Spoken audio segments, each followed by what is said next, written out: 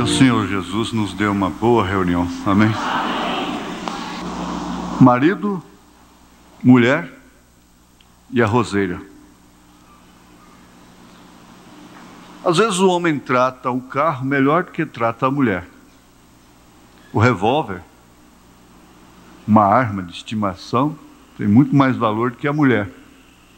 O canivete,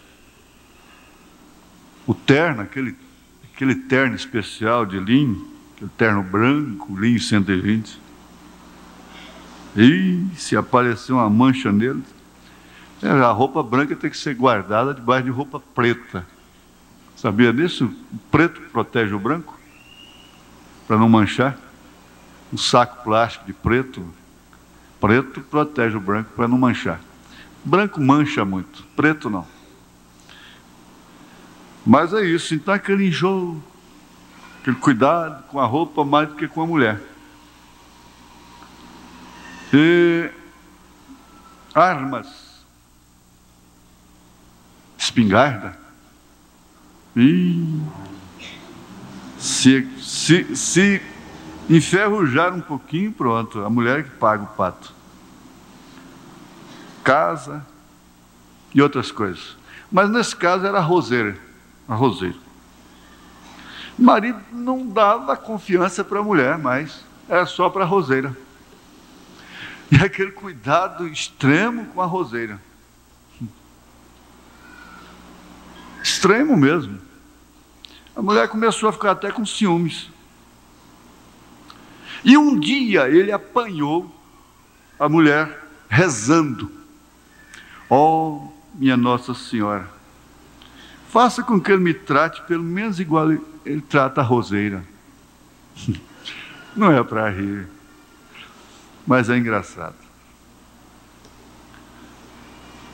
Minha Nossa Senhora, faça com que ele me trate pelo menos como ele trata a roseira. E ele foi ouvindo ela orar daquele jeito, rezando daquele jeito, por várias vezes. O Senhor falou: mulher, vem cá, vamos lá para o córrego, tira a roupa. Que é isso, Manuel? Você nunca fez isso? Tira a roupa. Vou te tratar igualzinho eu trato a roseira. A roseira é uma vaca.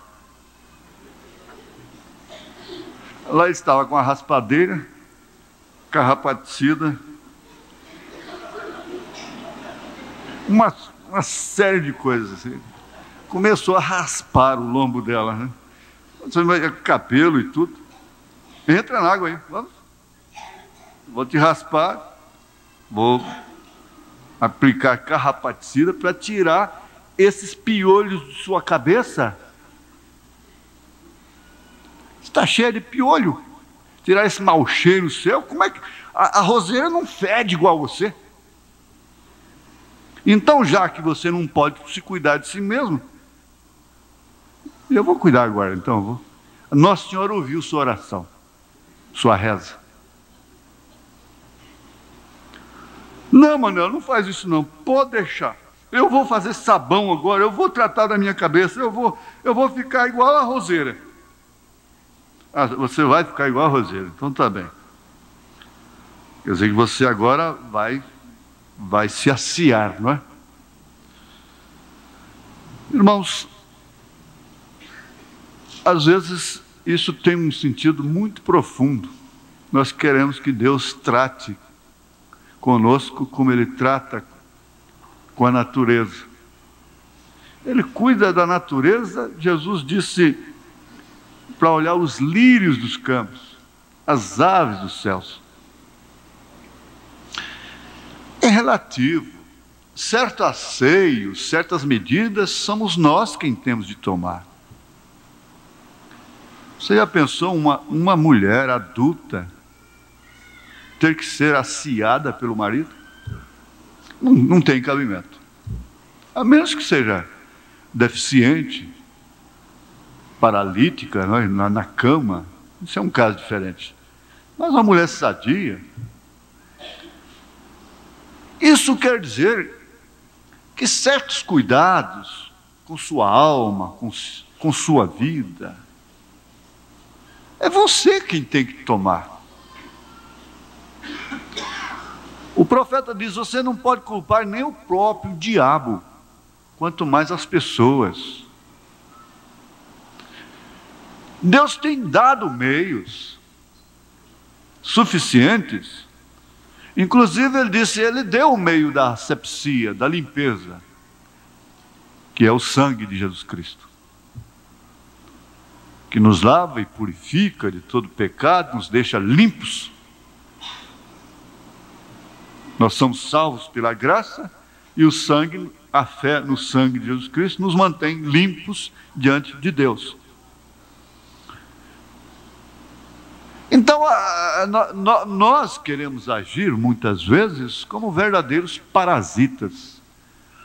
E as orações, na maioria dos casos, são enfadonhas diante de Deus, cansativas. São orações de quem ainda não tomou uma plena consciência de seus próprios deveres, de suas próprias possibilidades, de manter-se numa posição que a pessoa pode, como humano, se manter diante de Deus. Tem uma que não pode, não dá conta.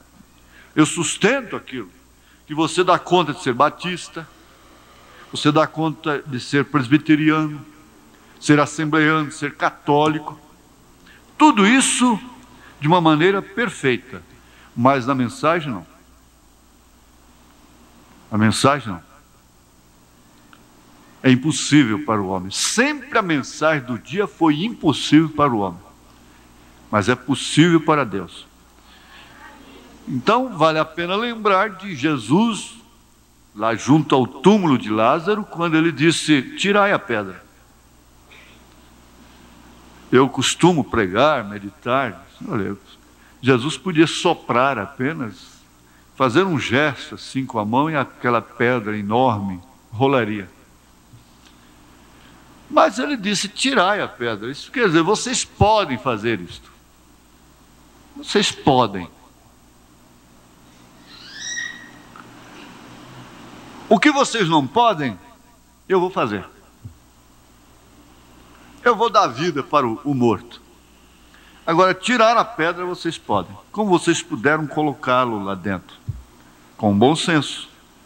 Deve-se sepultar a quem morreu. Isso é lógico, é natural. É plenamente racional. Sepultar a quem está morto. E é o que nós podemos fazer muitas vezes: sepultar a mulher, sepultar o marido, sepultar o filho, a filha, o irmão, a irmã. A igreja tem muita condição para sepultar, até para entregar a Satanás, para excluir e sepultar. Até o profeta disse: jogar uma pá, mais uma pazinha de terra em cima. Todos têm condição, só para dar vida é que ninguém tem. Para levantar ninguém tem condição, e muitas vezes nem deseja ter, agir, ter uma palavra que possa ajudar alguém que está tombada ao margem do caminho. Ser um bom samaritano.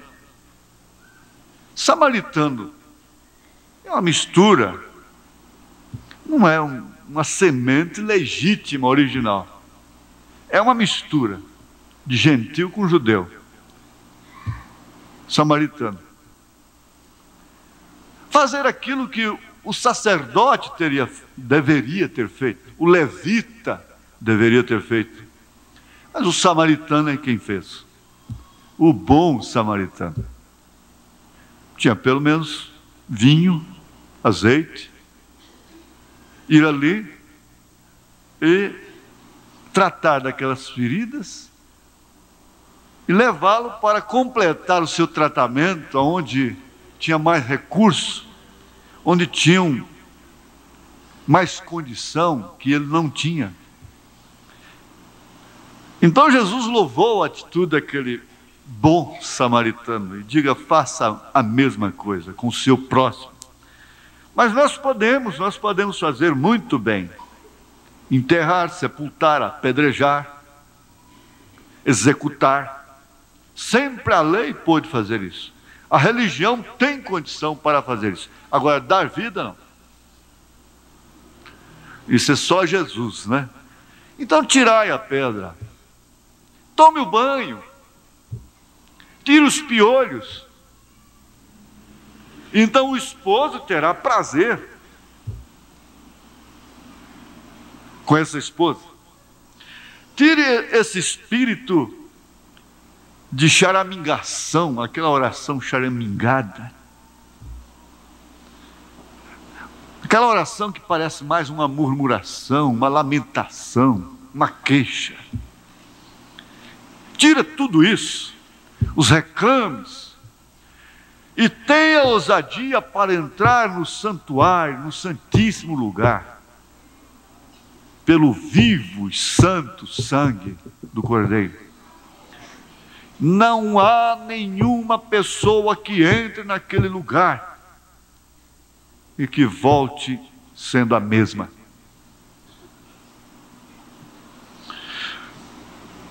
Senhora, ajude que Ele me trate pelo menos como Ele trata a roseira. Guarde isso. Leva isso. A roseira era uma vaca. Nós estamos vivendo a era da desobediência. E eu sempre me lembro daquele que aquele velho português falava lá em Brasília. Foi meu chefe numa companhia americana. Ele disse: vocês aqui no Brasil é assim. Aqui no Brasil, se pode fazer errado, para que fazer certo? Se pode invadir o sinal, para que parar? Isto quer dizer, invade o sinal, não tem um guarda lá na frente para aplicar uma multa de 10 salários mínimos, para guinchar aquele carro, levar para o Detran, caçar aquela carteira, pelo menos por um ano. Ele poderia ter matado gente ali, sacrificado vidas inocentes até. Mas se pode fazer errado, para que fazer certo? Se pode entrar na contramão, para que dar aquela voltinha? Se pode ficar parado na esquina aí, arriscando uma tragédia, para que se recuar? Para quê? Não existe uma consequência no momento? Se pode parar na porta de garagem, para que parar em outro lugar? Dizem que isso está no sangue do brasileiro. Se pode fazer errado, para que fazer certo? E dizem que aqui a fruta do vizinho é mais gostosa, apanhada, escondida. Tudo que se faz escondido tem mais emoção, mais sensação, mais sabor.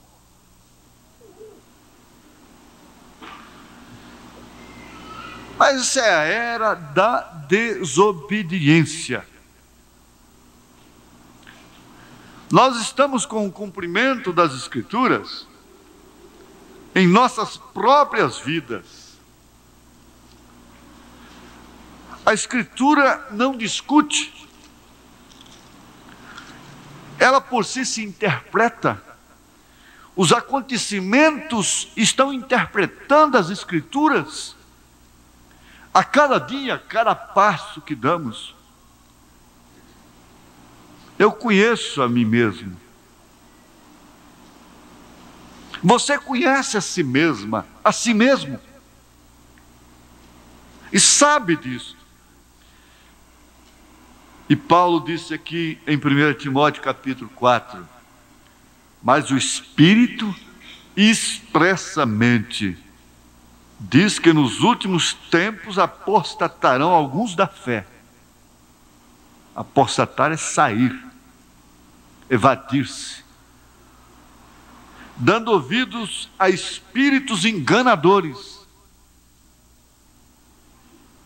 ouvidos e a doutrinas de demônios, vivendo assim sob influência de espíritos errados.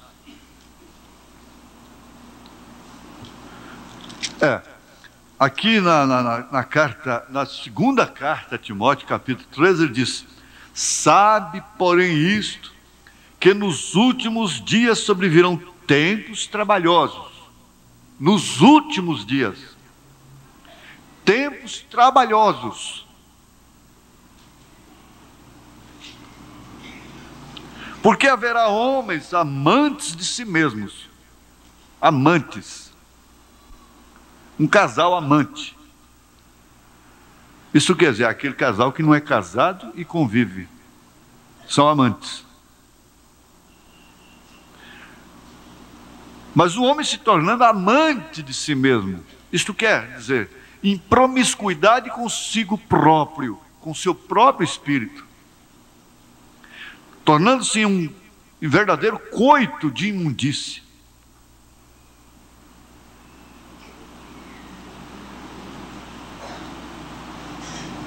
Amantes de si mesmos, avarentos,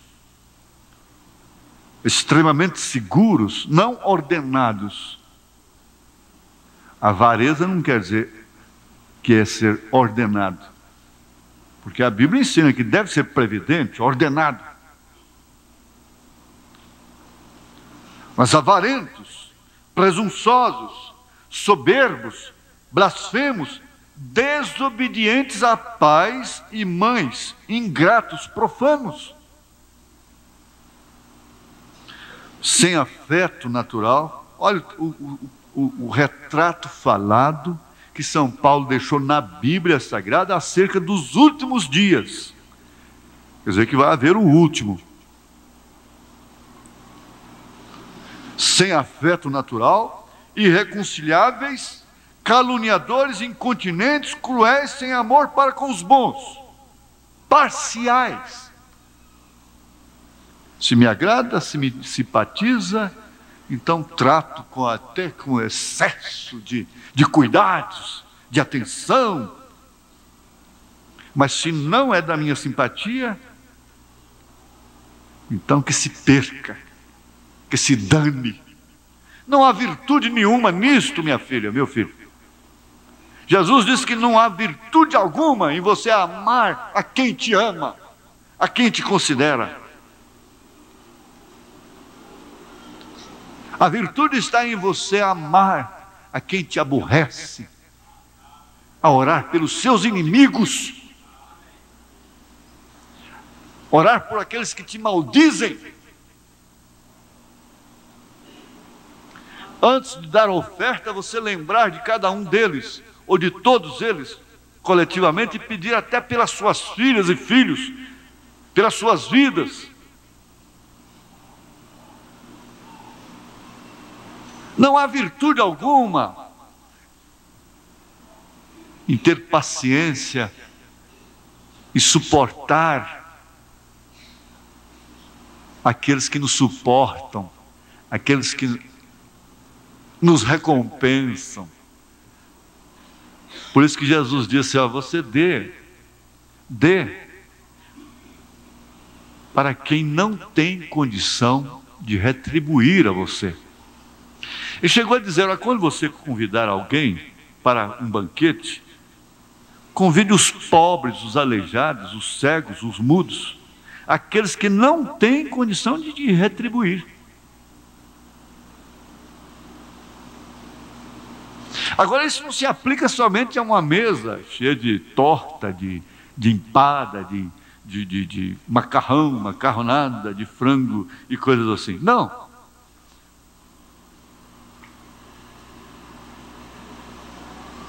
Considerações, respeito mútuo, respeito, amor para com o nome da pessoa.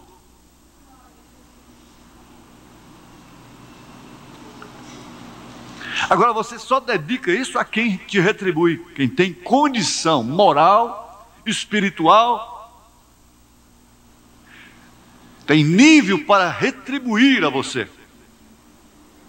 Jesus disse: não há nenhuma virtude nisso. Ele disse: os fariseus hipócritas fazem o mesmo. É um desafio, sabe?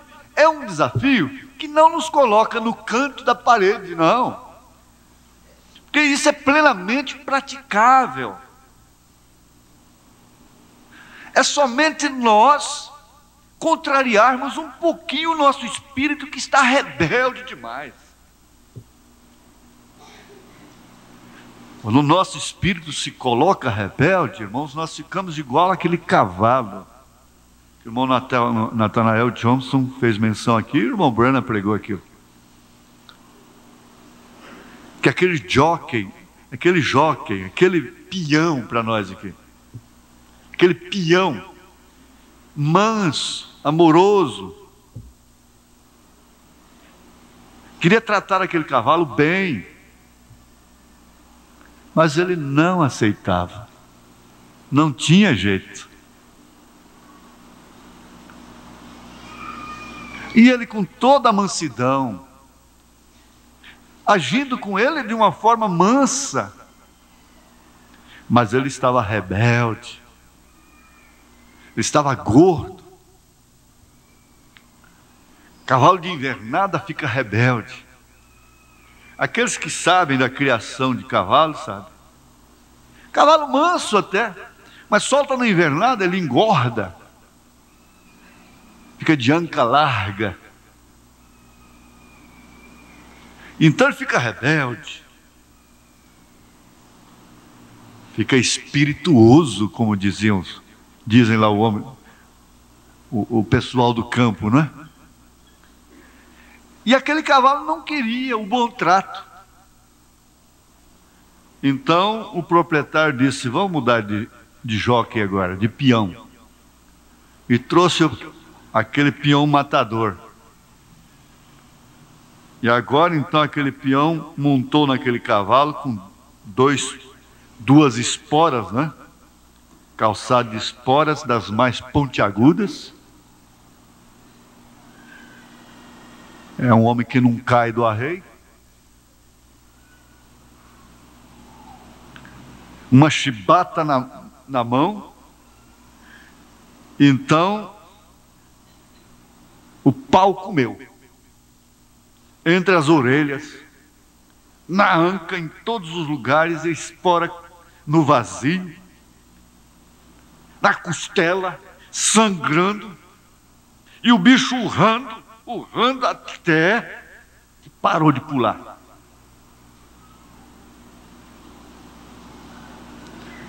Então ele diz assim, que Deus não pode te amansar com o Espírito Santo, abrandar sua natureza com o Espírito Santo, porque o Espírito Santo é dócil. O Espírito Santo é manso, é humilde de coração. O Espírito Santo só diz assim: minha filha, não faça isso, minha filha. É aquele toquezinho leve de uma pomba. Não corte o seu cabelo. Não se vista dessa forma. Não vá a tal lugar. Não faça isso. Meu filho, não faça isso. É o Espírito Santo. É o peão dócil. Ele não espanca ninguém. Ele fala a palavra doce. Ele fala através dos hinos. Ele fala romanticamente, poeticamente. Não serve. A natureza é rebelde. O espírito está rebelde. Então o profeta diz: sabe o que você precisa? Então é isso. Ele tira o Espírito Santo e te entrega para o diabo. Agora o diabo vai amansar a sua natureza. Porque quando você dá um coice, ele te dá 10. Alguém vai ser mais forte do que você.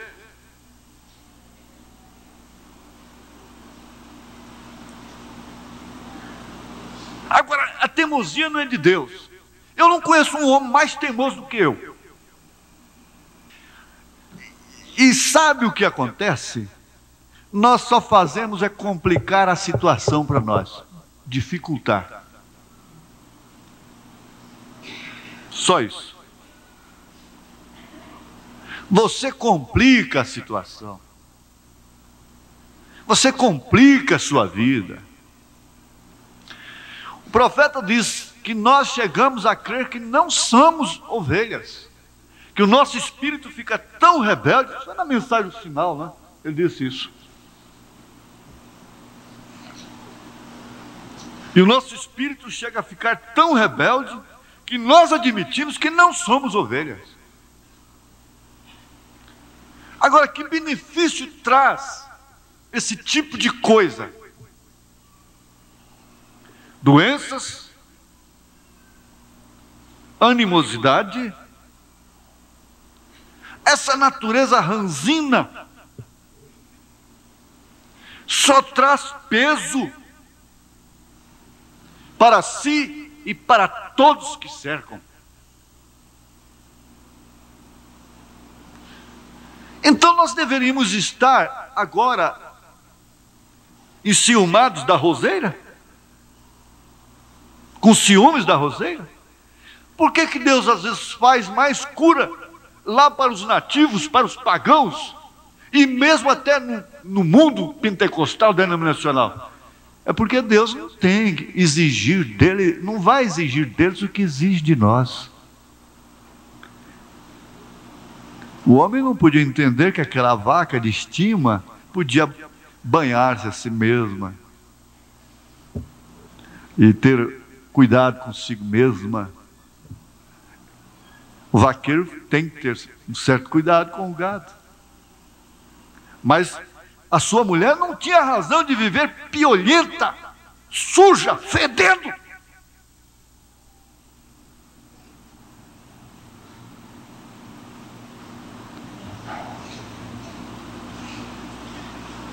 Aquele homem não tem razão, por ser pobre, por ser simples, humilde,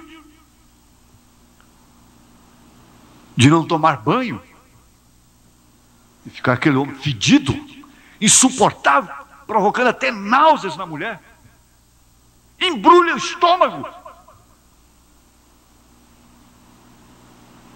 Pode ser pobre, velho, novo, o asseio é de Deus. Tem como ser asseado. Tem como ser compreensivo. Tem como ser humilde. Tem como esperar. Existe sim. Não tenha dúvida. Ora, se nós temos que tirar algum mal, não é dos outros, é de nós. Se eu tenho que tirar algum mal, não é dos outros, é de mim. Não tenha dúvida disso. Mas esta é a era da desobediência, a era do espírito do erro. Se pode fazer errado, para que fazer certo? É democracia. Direito dos povos, para que fazer certo? Para que evitar?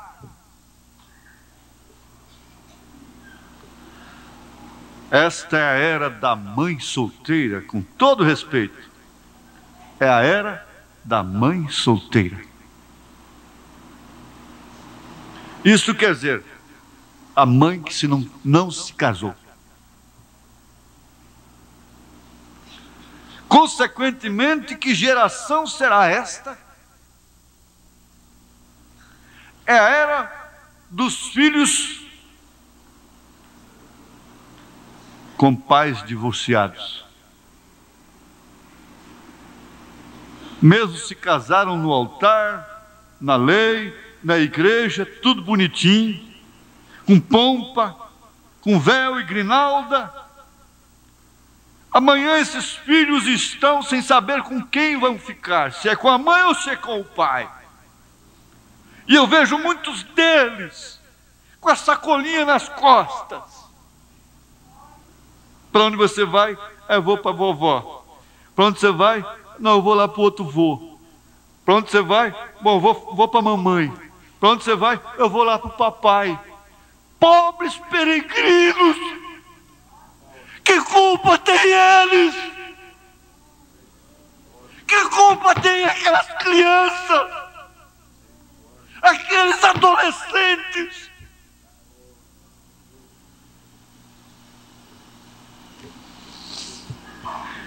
Eles chegam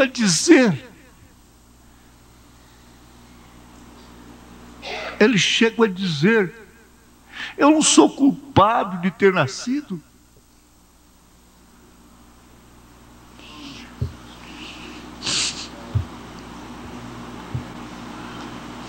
O que tem de adolescente, de criança sem pai, sem mãe, com pai e mãe vivo? Mas por quê? Dureza do coração dela, dureza do coração dele. É o mal da era. Às vezes a pobre coitada não quer daquele jeito, a pobre coitada está sofrendo amargamente, mas não tem como, é o espírito da era.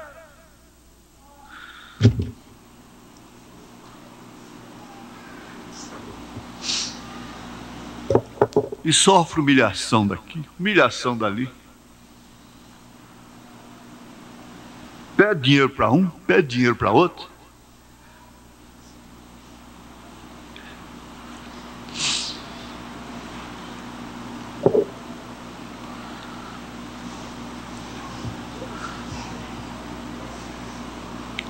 Agora nós acabamos de ouvir na fita do irmão Branham,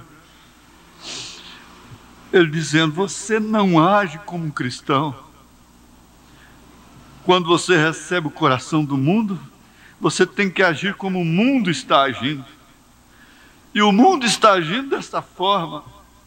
As mulheres se dirigem por si próprias. Os homens se dirigem por si próprios. E ele disse, como pode? Se esses filhos recebem uma influência desta natureza,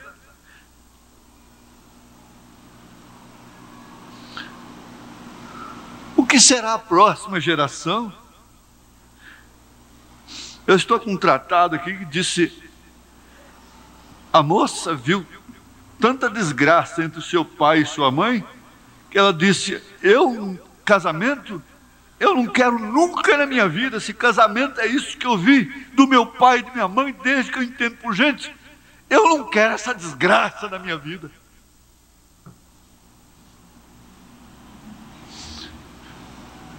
Aquele psiquiatra dizendo, aquela moça ficou marcada pela insubmissão de seus pais, sem ter nenhuma culpa. Nenhuma culpa. Então nós vemos aqui que estamos vivendo a era da influência. A influência é apenas um toque na televisão e no outro dia todas elas já estão vestidas daquele jeito. É mais uma exposição que vai ter em São Paulo, agora daqui uns dias a moda está completamente mudada.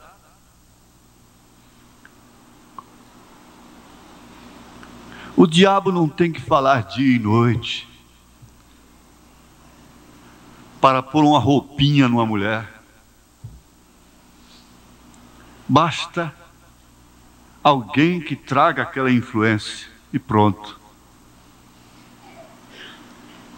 Ele disse, oxalá que a igreja estivesse sob a influência de Cristo, das mulheres cristãs, da igreja primitiva, como o mundo está sob a influência do mundo, como o mundo obedece.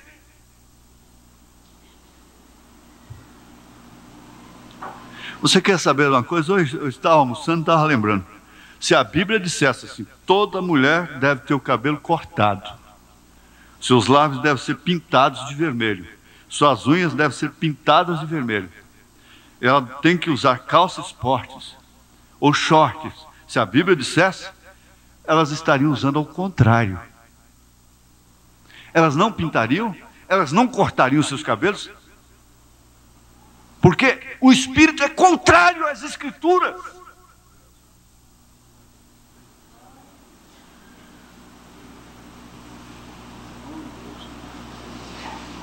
Se fosse o inverso, a Bíblia dizendo que a mulher corte o seu cabelo e que o homem deixe o cabelo crescer, estaria ao contrário. A questão é ser contrário à Bíblia. A questão é ser contrário a Deus. Porque esta é a minha carne. A inclinação dela é inimizade contra Deus.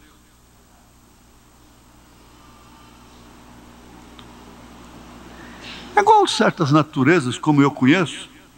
Se você quiser que um homem não ponha um terno preto, você falar para ele botar o terno preto.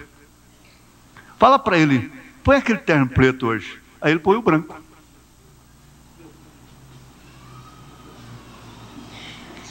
Você quer vê-lo de terno branco? Fala para ele, você não põe o terno branco não, viu? Aí ele falou, eu ponho o branco. Eu vou botar o branco. Você quer que ele come um tipo de coisa, de alimento? Fala, você não come isso aqui não, hein? Ele falou, eu vou comer.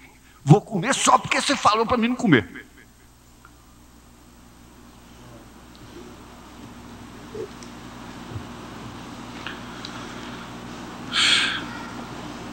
Aqui, na mensagem Influência,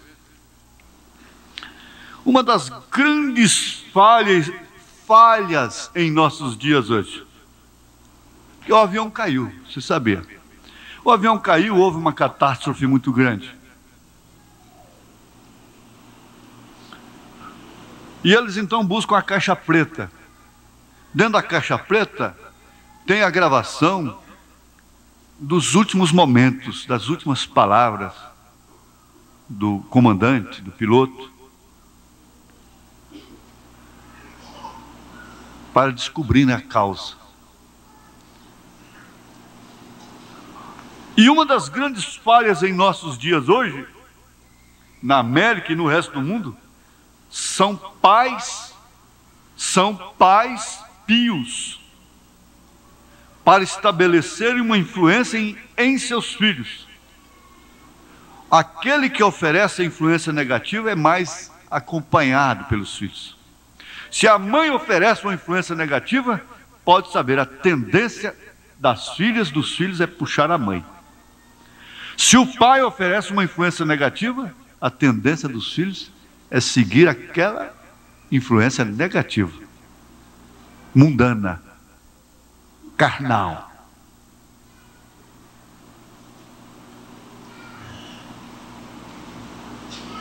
Não tenha dúvida.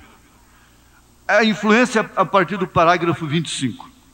Uma das grandes falhas em nossos dias hoje, na América e no resto do mundo, são pais pios para estabelecerem uma influência em seus filhos. Pais que realmente tenham um altar em seus lares,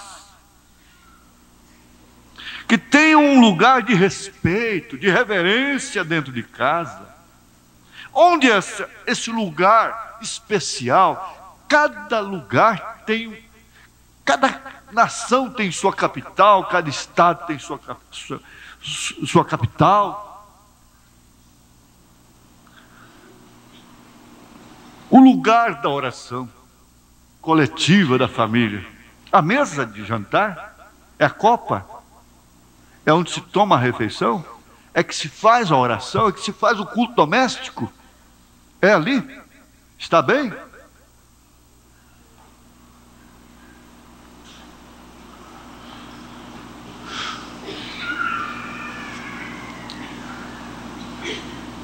Os pais destes dias se afastaram dos princípios da Escritura. Essa é a grande causa do grande acidente.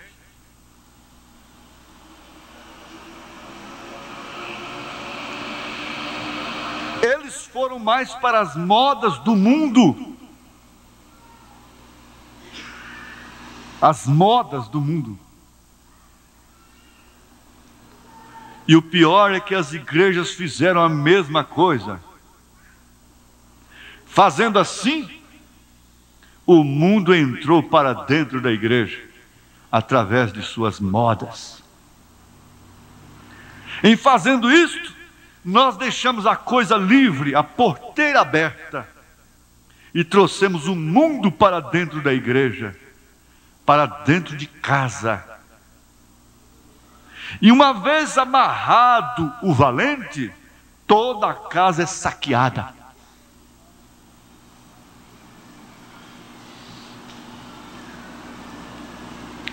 Gente, por que às vezes nós vemos famílias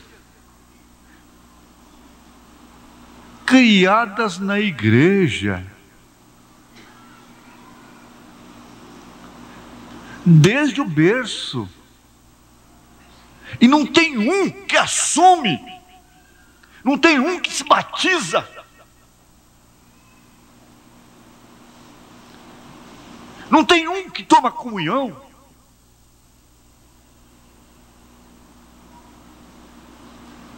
É porque nós temos que deixar, não podemos ser legalistas. Nós só temos que dar comida, sapato, médico, dentista, casa, cama, carro. Nós temos que dar tudo para eles. Muitas vezes até com os dízimos.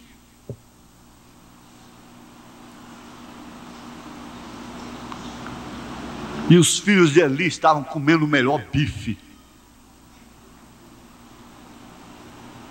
Por isso ele quebrou o pescoço.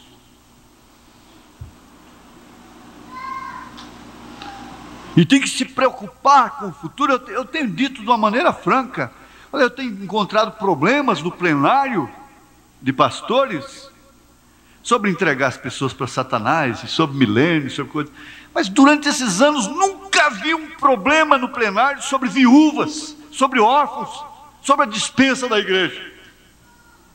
Nós temos cuidado do futuro dos filhos,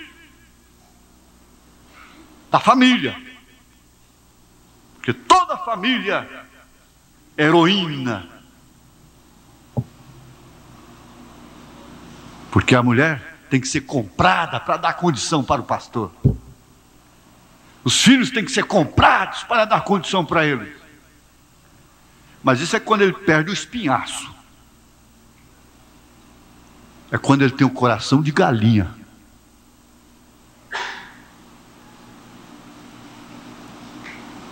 Essa é a condição. Essa é a causa, meus irmãos.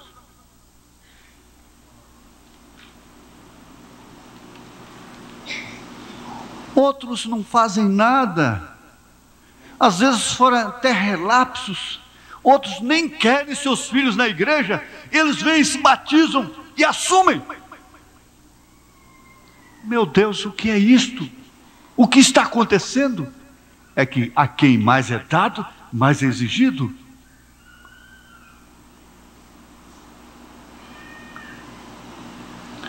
É que as igrejas fizeram a mesma coisa.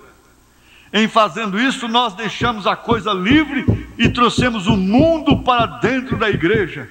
E esta é a razão pela qual temos esse grande acidente. Se eu disser isto aqui respeitavelmente diante desses jovens, a razão de termos tantas máscaras, gente mascarada, tal como chamam, e mau caráter, muito disto é por influência da vida familiar, em sua tenra idade, quando eles ainda não podiam determinar o que eles deveriam fazer, que dias deveriam vir à igreja. No entanto, seus pais já relaxaram o leme e deixaram que tão cedo, tão novinhos, eles decidissem por si mesmos que dia vir à igreja.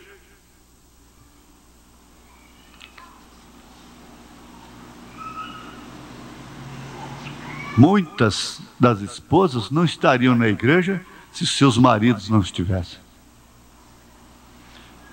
Muitas. A igreja é um enfado, um cansaço para elas. É uma obrigação.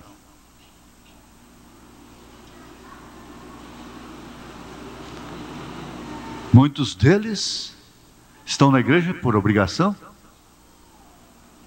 O que está acontecendo?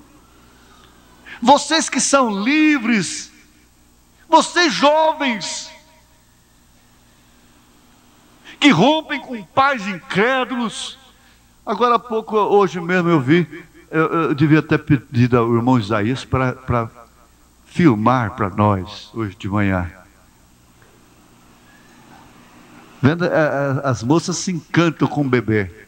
Bebezinho, é coisinha cheirosinha, bonitinha, mas aqui está todo borrado, e que suja o vestido da mãe, como eu vi hoje ali, no tanque. E aquela mãe não veio trazida aqui por pai, puxada pelo cabresto, não. Jovem ainda, bonita, linda. Veio para a igreja com seus próprios pés. E isso, Satanás. Vocês meninas, meninos que têm seus pais crentes, zelosos, deem glória a Deus. Deem glória a Deus. Honrem os seus pais e suas mães. Não se julguem marcados pelo destino. Que coisa, que peso, minha mãe, meu pai ser da igreja.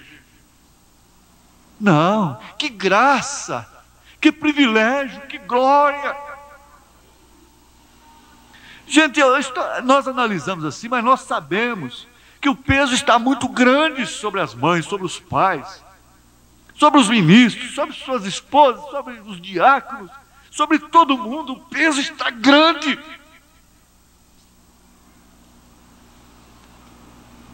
Mas ele está dizendo, o mau caráter, muito disto é por influência da vida familiar em sua tenra idade. Eu ainda acredito nisto, que instrua a criança no caminho que deve andar, e mesmo depois de velha, não se desviará dele. Isso é a Bíblia que diz. Agora, ele nos fala dizendo assim, que aqueles jovens foram destruídos, mortos por uma ursa, porque ouviram seus pais em casa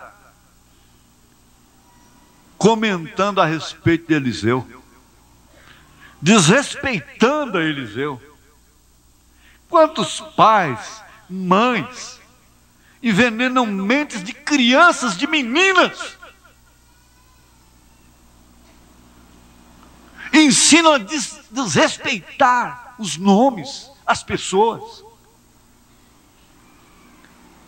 porque elas não têm freio na língua, conversa tudo na vista de filhos. E o profeta diz que isso é uma desgraça para a família. Nós temos aqui o caso de Uzias. Eu não vou entrar nessa parte, eu vou deixar. Nós vamos parar. Nós estamos com o suficiente. Nós temos o suficiente. Aqui, na visão de Patmos, nós teríamos aqui um bom tempo acerca da voz, porque se pode ouvir todo tipo de voz. Portanto, a sua voz, a voz de Deus, ficou rara. E não se pode distingui-la a menos que seja seu filho. Porque uma voz, uma vez comandada, forma essa unidade que Jesus pediu aqui. Então, um pelotão que está sob o comando de um sargento, de um comandante, todo escuta uma voz, E sob aquela voz em marcha, em cadência, vira para a esquerda, para a direita, dá meia volta, para, descansa, tudo sob a mesma voz. Mas se houvesse ali várias vozes, vários comandos ao mesmo tempo, aqueles soldados não saberiam a quem obedecer. Então, para controlar esta situação, para que você possa tomar posse da verdadeira orientação de Deus, ele disse: você terá que ficar ali até distinguir a sua voz. E quando você ouvir a sua voz, não importe o que ele tenha dito, obedeça. Obedeça, somente isto. Não importa o quanto isto vai te custar, obedeça. E você verá como você será recompensada, será recompensado. Então ele disse: veja Ruth recompensada, porque ela tinha a voz de Deus através de Noemi. Era a igreja ortodoxa que lhe falava, que lhe orientava. Mas quando você começa a ouvir a voz da avó, a voz da mãe, a voz da tia, a voz da prima, a voz da amiga, a voz da vizinha, então por fim você não sabe mais o que fazer. Você não sabe se ouve a voz da mãe, do pai, não sabe se ouve a voz do marido.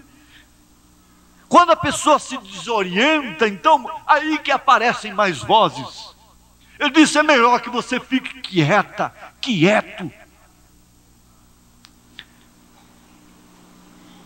Ali, até você distinguir, essa é sua voz. Então ele disse: quando a sua voz vem, você pode distinguir que é ele te falando, que não é uma mensagem proposital do pastor. É como o irmão disse outro dia, chegou em casa, a mulher disse para ele: você foi fuxicar para o pastor, não é? Não foi isso. Quando você distingue que não é capricho, que não é carapuça, que não é proposital, mas que é a voz de Deus naquela mensagem para você, então obedeça aquilo. Ponha em prática aquilo. Deus cuida do resto. Ele toma conta do resto. Você pode descansar. Descansa, Ruth. Porque o homem não terá paz, não terá descanso, enquanto não te redimir. Enquanto ele não remir, não pagar o preço por você. Foi o que Noemi disse. Ela ouvia uma voz correta, um zunido certo, uma trombeta certa. E nesta hora não há zunido mais certo do que a trombeta do 7º anjo de Apocalipse, capítulo 10, versículo 7. O 7º anjo de Apocalipse.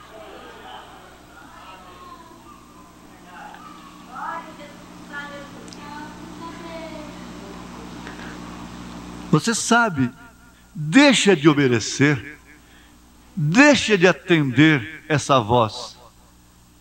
Você vai aparecer com um galo na cabeça, se não com a cabeça rachada. Pare com essa juventude irresponsável, inconsequente. Deixe de viver essa moça parecendo uma barata, descabiciada, tonta, irresponsável. Esse rapaz irresponsável. Pare com isso.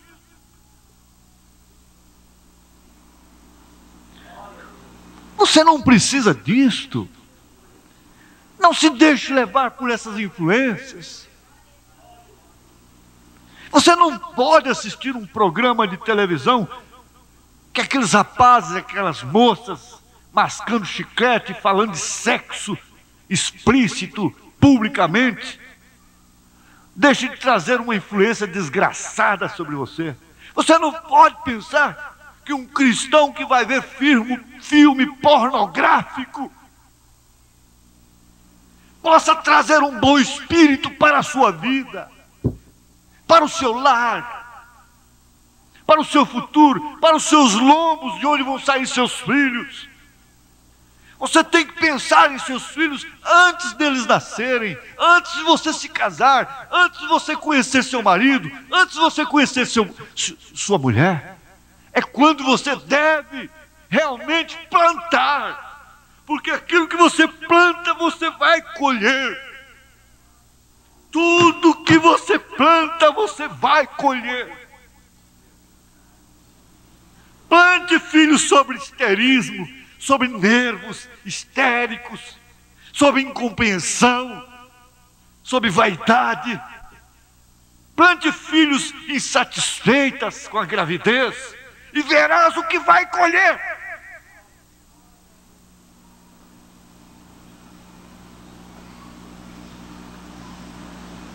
Uma mãe, antes de ter um filho, deveria estar desejando como Ana estava desejando aquele filho. Deveria estar no templo, porque os dias são maus.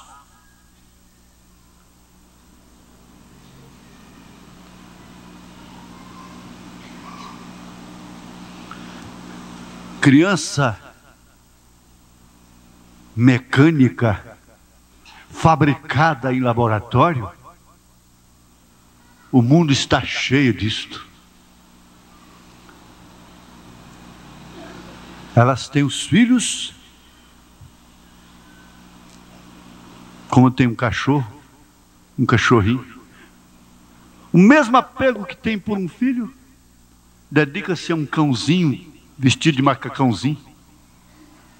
Diz o irmão Branham.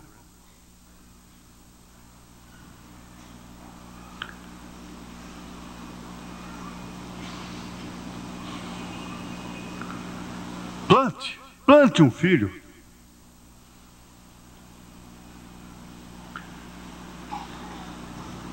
Agora, o que Deus plantou, Ele vai colher também.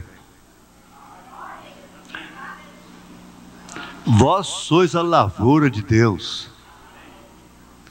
E Ele plantou um filho nesta igreja. Ele plantou o seu filho, a sua semente em você. Portanto, ele vai colher. É certo que nenhum lavrador leva a terra para o celeiro. A terra é muito boa, sem ela não tem semente, não tem espiga. Mas ele colhe a espiga e deixa a terra lá. A terra fica. É a semente que vai para o celeiro. Tu és pó, e em pó has de tornar. Tu és terra, e em terra has de tornar. E o sangue e a carne não herdam o reino de Deus. Mas Ele vai tirar essa espiga, essa alma que Ele plantou dentro desse corpo. Você é uma filha de Deus. Você é um filho de Deus.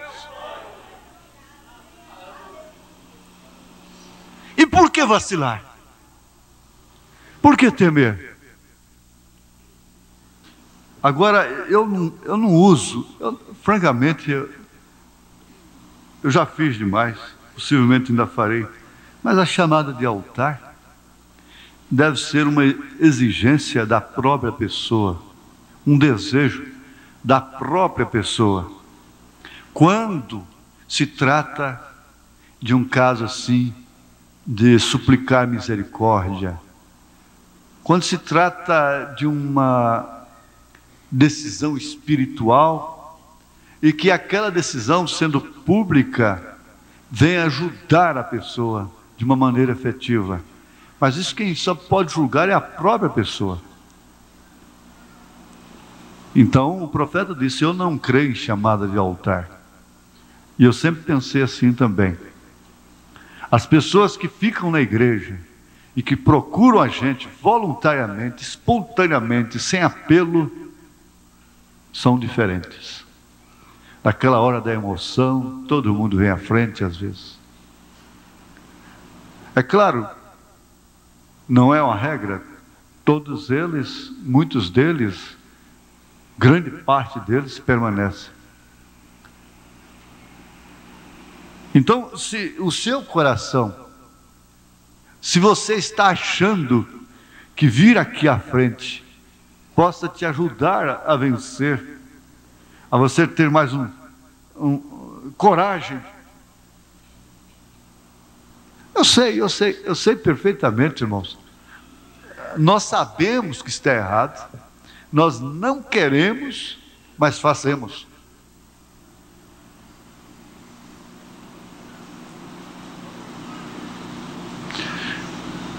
É assim mesmo, o profeta disse: se Deus tirar a mão de misericórdia de mim, eu entro pelo mesmo caminho que aquele ministro entrou.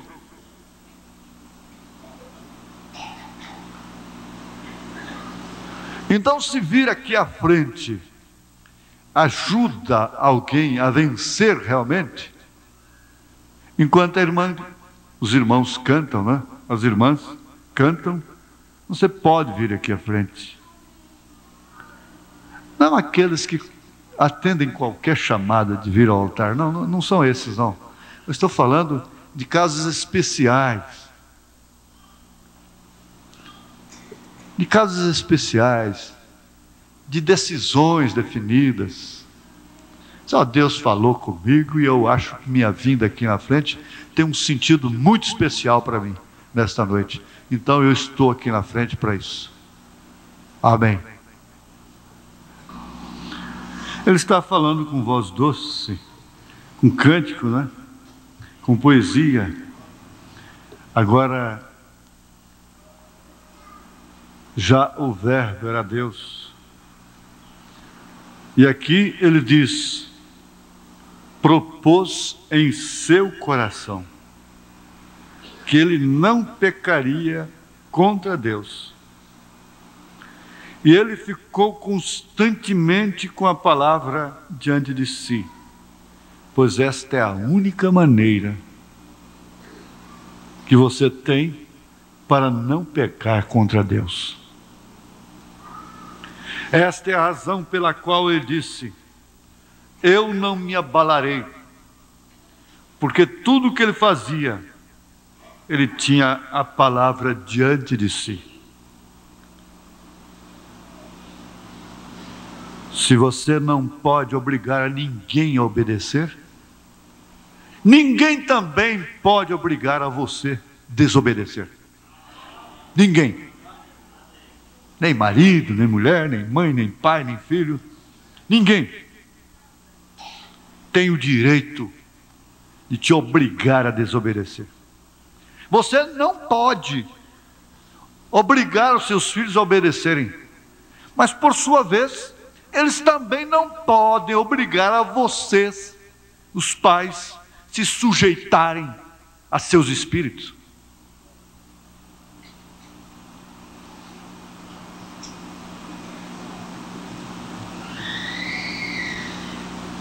Agora vejam, como pode esperar estar na presença de um Deus tão santo e tão puro, que proveu a asepsia de todo pecado, a limpeza da alma, sem cobrir, sem ter a devida cobertura?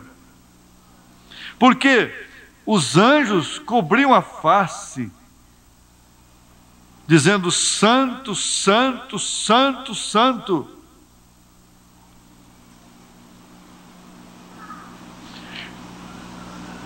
Vamos tomar secundariamente, eles tinham 2 coberturas de asas sobre seus pés.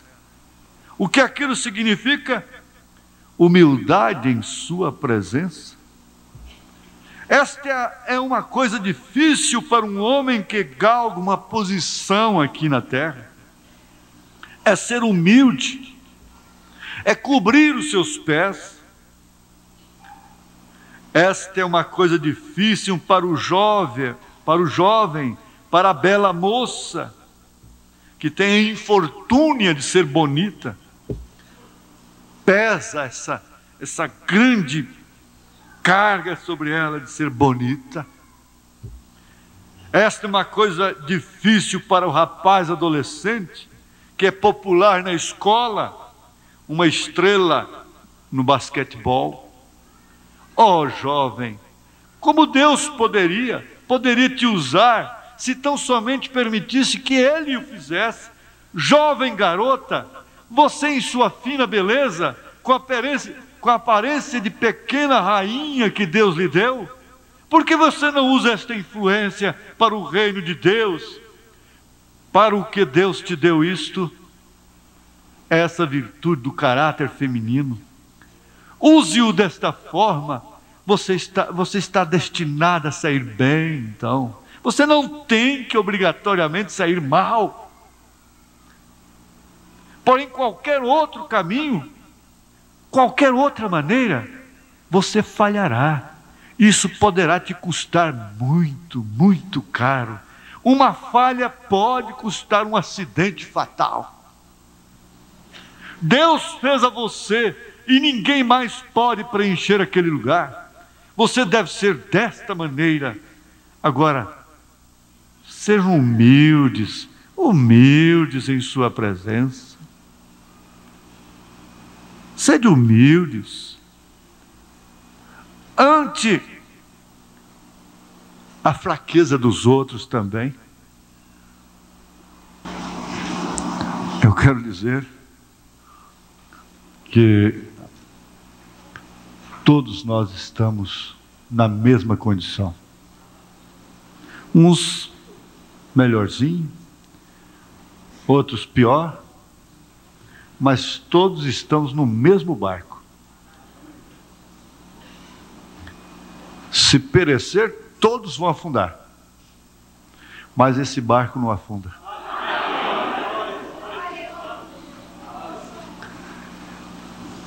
Disto eu estou certo,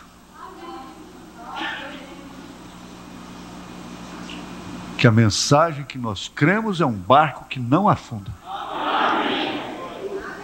Que pode afundar é o velho Pedro.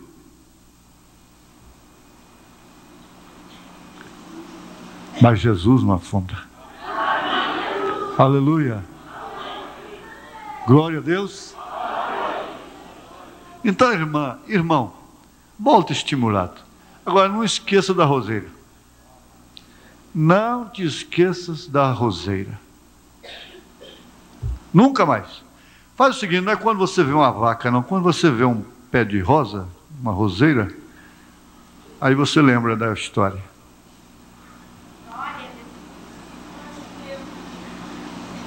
Senhor, agora pedimos a Ti,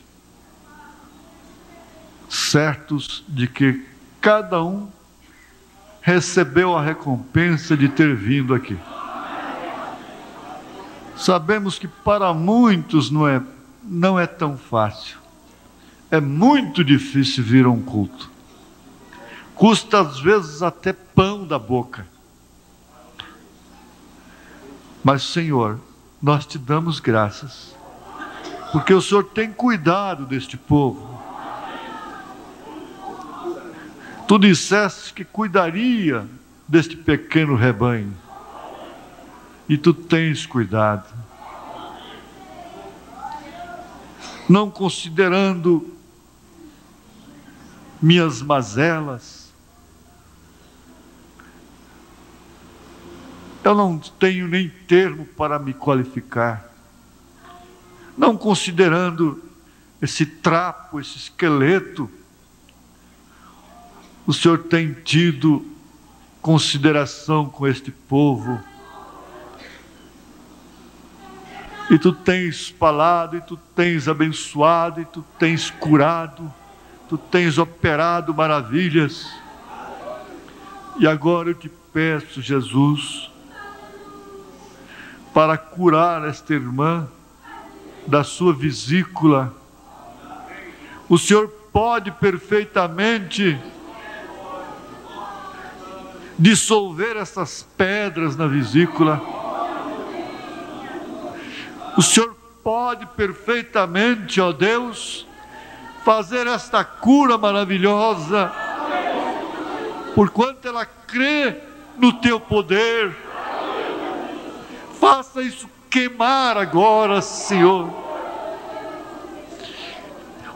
Opera, Jesus, grande médico dos médicos. Aleluia, Senhor. Glória a Deus, aleluia. Essa infecção que antibiótico não tem dado volta. Satanás, eu te repreendo em nome do Senhor Jesus Cristo.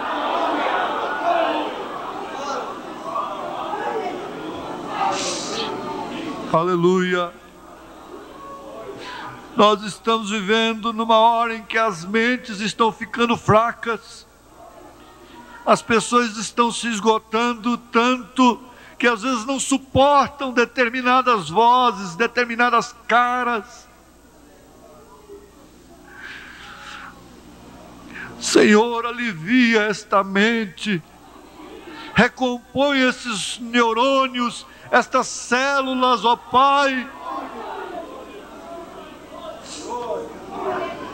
Aleluia, Senhor. Glória a Ti, Senhor Jesus. E o fogo de Deus passe nesse lugar, queimando doenças, queimando enfermidades em todos os corpos, sinusite maligna, epilepsia, seja o que for, desmaios, vermes, germes e bactérias do mal.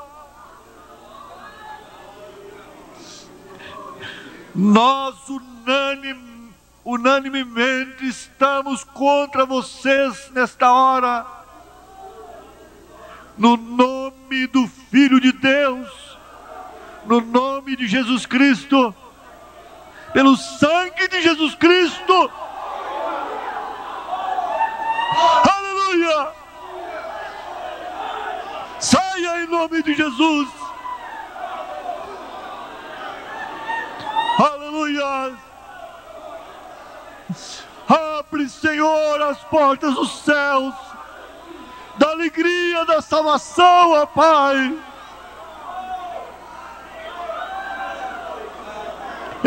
Glória, aleluia. Aleluia, aleluia.